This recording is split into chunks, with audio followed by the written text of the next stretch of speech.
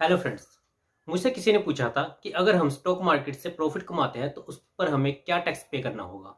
तो आज का वीडियो इसी चीज़ पर होगा कि अगर हम शेयर मार्केट से प्रॉफिट कमाते हैं तो उस पर हमें क्या टैक्स पे करना होगा। तो आज का वीडियो पूरा जरूर देखिएगा, हो सकता है आपको कुछ नया सीखने को मिल जाए।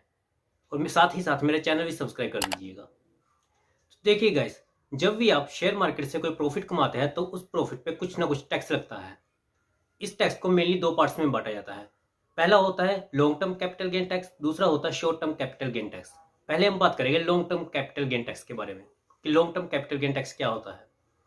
जब भी आप शेयर मार्केट में कोई शेयर खरीदते हो और उसको एक साल से ज़्यादा होल्ड करके बेचते हो और उस पर जो आपको प्रॉफिट होता है उसको कहते हैं long term capital gain tax.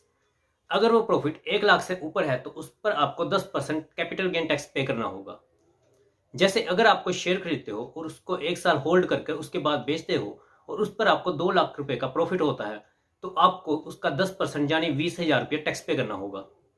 पर वहीं अगर आपको प्रॉफिट 1 लाख से कम होता है तो उस पर आपको कोई टैक्स नहीं पे करना। एक बात और, जब भी आप अपनी इनकम टैक्स की रिटर्न फाइल करेंगे तो उसमें भी आपको शेयर मार्केट इनकम अलग से शो करनी पड़ेगी। अब हम बात करेंगे कि short term capital gain tax क्या होता है। जब भी आप कोई शेयर एक साल से कम के लिए होल्ड करते हो उस पर जो आपको प्रॉफिट होता है उस पर लगने वाला tax short term capital gain tax होता है और ये फ्लैट 15% होता है। यानी अगर आपको 100 रुपये भी प्रॉफिट होता है तो उस पर भी आपको 15% फ्लैट टैक्स पे करना पड़ेगा। और जब भी आप अपनी आईटीआर फाइल करेंगे तो उसमें भी आपको ये इनकम शो करनी पड़ेगी। तो अब एक सवाल आता है कि हम शेयर मार्केट में हमेशा प्रॉफिट तो कमाते नहीं, कभी कभी हमें लॉस भी हो जाता है। तो क्या हमें अपने लॉस पर भी टैक्स पे करना पड़ेगा? तो यहीं पर हम अपने प्रॉफिट और लॉस को राउंड ऑफ कर सकते हैं। जैसे अगर आपने प्रॉफिट कमाया 1,20,000 रुपया और उस पर आपको 30,000 रुपया लॉस हो गया तो आप अपने प्रॉफिट और लॉस को राउंड ऑफ करके आप अपना टोटल प्रॉफिट 90,000 रुपये दिखा सकते हैं, जिससे आपको टैक्स पे नहीं करना पड़ेगा। और तो और आप अपने लॉस को कैरी फॉरवर्ड भी कर सकते हैं।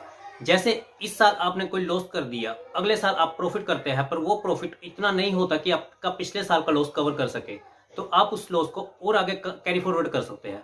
अगले साल जो आप प्रॉफिट कमाएंगे उसमें भी से भी आप अपने लॉस को माइनस कर सकते हैं। इसी तरह आप 7 साल तक कैरी फॉरवर्ड कर सकते हैं अपने लॉस को। तो अब हमने बात कर ली शॉर्ट टर्म और long term capital gain tax के बारे में। पर शेयर मार्केट में एक चीज और होती है, इंट्राडे ट्रेडिंग। इंट्राडे हद से ज्यादा रिस्की होती है, इसलिए गवर्नमेंट इसको एक बिजनेस के तौर पर देखती है। तो इसमें आप जो भी प्रॉफिट निकालेंगे उसको आप बनते हुए टैक्स स्लैब के हिसाब से उस पर टैक्स पे करना पड़ेगा। और तो और आप इसमें अपने एक्सपेंस भी शो करा सकते हैं। जैसे इंटरनेट का खर्च, कंप्यूटर का खर्च, बिजली का खर्च, ये सब आप अपने एक्सपेंस में दिखाकर डिडक्शन कर ले सकते हैं। तो मुझे पूरी उम्मीद है कि आपको पता चल गया होगा कि जब भी आप शेयर मार्केट में प्रॉफिट कमाते हैं तो उस पर आपको क्या क्या टैक्स पे करने पड़ते हैं। अगर आपको मेरा वीडियो आज तक पसंद आया हो तो प्लीज़ मेरे वीडियो को लाइक कीजिए, शेयर कीजिए और मेरे चैनल को सब्सक्राइब कर दीजिए। धन्यवाद।